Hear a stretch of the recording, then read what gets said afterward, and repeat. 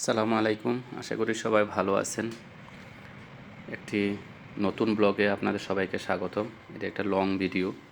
শীতকালে ভিয়েনার পার্কে ঘুরতে গিয়েছিলাম। শীতকালে এক ধরনের সৌন্দর্য থাকে ভিয়েনার পার্কগুলোতে, গ্রীষ্মকালে অন্য ধরনের সৌন্দর্য থাকে। যেমন শীতকালে অনেক গাছেরই পাতা থাকে না, কিন্তু কিছু কিছু গাছ আছে এখানে যে সারা বছরই এক মানে তাদের গাছের মধ্যে পাতা থাকে। যত তাপমাত্রা কমে যাক না কেন, -50 ডিগ্রি হলেও ওই গাছের পাতা ঝরে না, সবসময় গ্রিন থাকে। আর কিছু কিছু গাছ আপনার যেমন এখন দেখতে পাচ্ছেন যে পাতা নাই, গ্রে হয়ে আছে।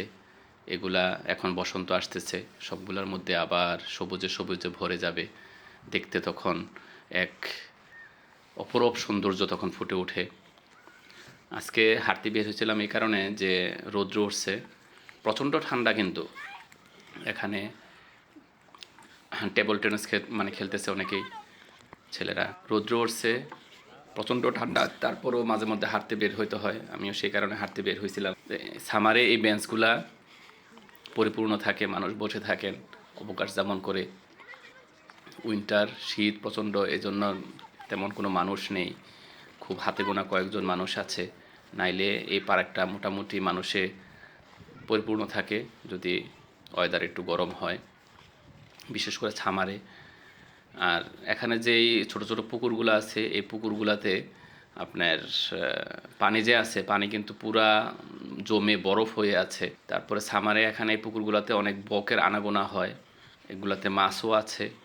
এই বরফের নিচেও মাছগুলো এখনও বেঁচে আছে, কারণ তাপমাত্রা 4 ডিগ্রি সেন্টিগ্রেড হলেই মাছগুলো বেঁচে থাকতে পারে, কোনো সমস্যা হয় না। আর দেখেন কত নিট অ্যান্ড ক্লিন এই অস্ট্রিয়ার ভিয়েনার পার্কগুলা। এগুলা কিছুদিন পর পর তারা পরিষ্কার করে সরকারি খরচে।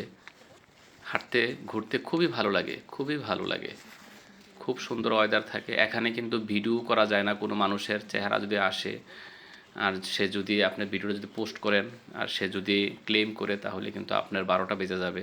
তাই এখানে পারতপক্ষে আমি কারোর চেহারা যাতে ভিডিওতে না আসে সেটার চেষ্টা করেছি, কতটুকু পেরেছি জানি না।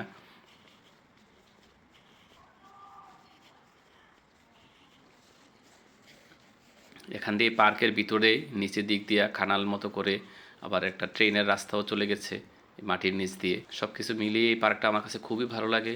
হাঁটতে এই পার্কে আমার কাছে খুবই ভালো লাগে। দেখেন এখানে পানিগুলা সবগুলা জমে বরফ হয়ে গেছে, যে উপরে দেখা যাচ্ছে সাদা সাদা, এগুলা কিন্তু পানি জমে বরফ হয়ে আছে। তো সবাই কষ্ট করে ভিডিও দেখার জন্য অসংখ্য ধন্যবাদ। সবার প্রতি অনেক অনেক শুভকামনা ও ভালোবাসা। সবাই ভালো থাকবেন। আল্লাহ হাফেজ।